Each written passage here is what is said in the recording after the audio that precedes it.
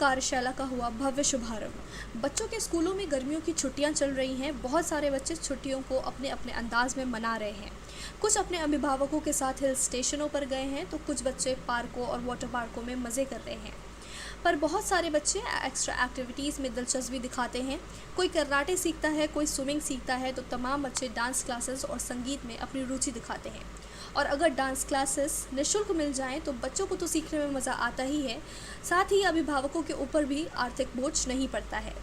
ऐसे ही एक निःशुल्क लोक नृत्य ग्रीष्मकालीन कार्यशाला का उद्घाटन मोतीझील कॉलोनी ऐशबाग लखनऊ में किया गया, जहां उत्तर प्रदेश संगीत नाटक अकादमी लखनऊ, संस्कृति विभाग उत्तर प्रदेश द्वारा नक्षत्र फाउंडेशन के संयुक्त तत्वाधान में बच्चों को नृत्य कला में माहिर किया जाएगा। कार्यशाला का उद्घाटन यूपी पुलिस मॉनिटर पत्रिका के उप संपादक मान्यता प्राप्त पत्रकार मुख्य अतिथि परवेज अख्तर ने फीता काट कर किया। साथ ही कार्यक्रम की शुरुआत विश्व पर्यावरण दिवस के उपलक्ष्य में पौधारोपण करके किया।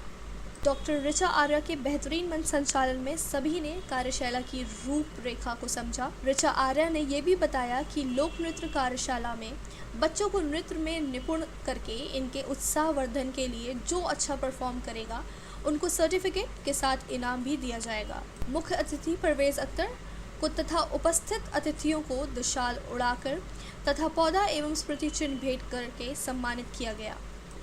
परवेज अख्तर ने अपने वक्तव्य में कहा कि बच्चे भगवान के रूप में होते हैं। अगर इन भगवानों को नृत्य, संगीत और अच्छी शिक्षा में निपुण किया जाए तो ये दुनिया स्वर्ग बन जाए।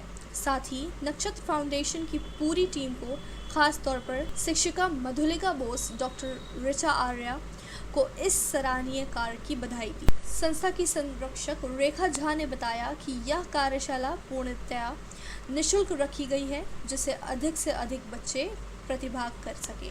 कार्यक्रम में नक्षत्र फाउंडेशन की संरक्षक रेखा झा, सदस्य रीता चंद्रा, शिक्षिका मधुलिका बोस, आकांक्षा श्रीवास्तव मुख्य रूप से उपस्थित रहीं। इन्हीं के साथ कई नन्हे मुन्ने प्रतिभागी बच्चों ने भी अपनी उपस्थिति दर्ज कराई। कार्यक्रम के अंत में मधुलिका बोस तथा रेखा झा ने आए अतिथियों का आभार व्यक्त करते हुए धन्यवाद ज्ञापित किया।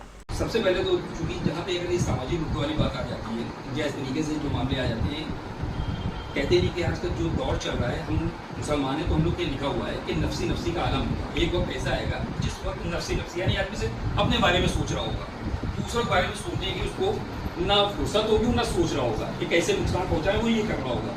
लेकिन ऐसे में जब ये हालात बनते हैं कि निःशुल्क प्रशिक्षण देना है, निःशुल्क किसी को कुछ सिखाना है, किसी को आगे बढ़ाना है, तो वाकई में अच्छा लगता है। और लगता है कि हाँ, वाकई में इस तरीके से हालात और मामला होने चाहिए।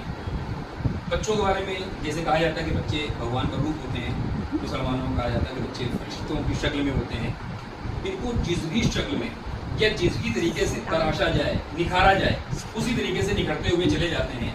और जहाँ पे आप जैसे कि आप इस वक्त कुशल मंच संचालन कर रही थी डॉक्टर ऋचा जी, अच्छा लगा इस वक्त आपके मंच संचालन को भी देख के, और जिस अंदाज में आप बोल रही थी, जिस अंदाज में आप की कार्यशैली दिख रही है, उससे साफ झलक रहा है कि वाकई में जो है इन बच्चों का भविष्य बहुत उज्ज्वल है। जो भी बच्चे आपसे प्रशिक्षण सीखेंगे। और किसी का कहा हुआ शेर है, अक्सर करके हम लोग धार्मिक मामलों में फंस जाते हैं। धार्मिक मामलों में पढ़े तो पढ़े, और जवान बच्चे पढ़ने लग गए हैं, जिस तरह हमें लग रहा है कि उसका उस टाइप से असर नहीं होना चाहिए। धार्मिक मामलों में धार्मिक होना चाहिए, सीखना भी चाहिए, सिखाना भी चाहिए, अपने धर्म के बारे में बताना भी चाहिए। लेकिन किसी के कहे शेर से मैं अपनी बात यानी शुरू करता हूँ, जिसमें एक शेर ने बड़ा प्यारा सा कहा है कि ज़रूरी नहीं है कि ज़मीन पे सजदे हों, ज़रूरी नहीं है कि ज़मीन पे सजदे हों या मुँह पे भगवान का नाम है। ज़रूरी नहीं है कि ज़मीन पे सजदे हों या ज़रूरी नहीं कि मुँह पे भगवान का नाम आए।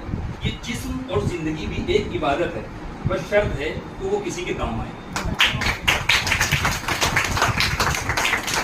हर इंसान अपने बारे में इस बात को अगर एहसास कर ले कि अगर भगवान ने हमको ज़िंदगी दी है और हमको इस काबिल बनाया है कि हम अपनी ज़िंदगी से, अपने हालात से, अपनी हरकतों से या भगवान के दिए हुए संसाधनों से अगर हम किसी का भला कर सकते हैं तो ज़रूर करना चाहिए।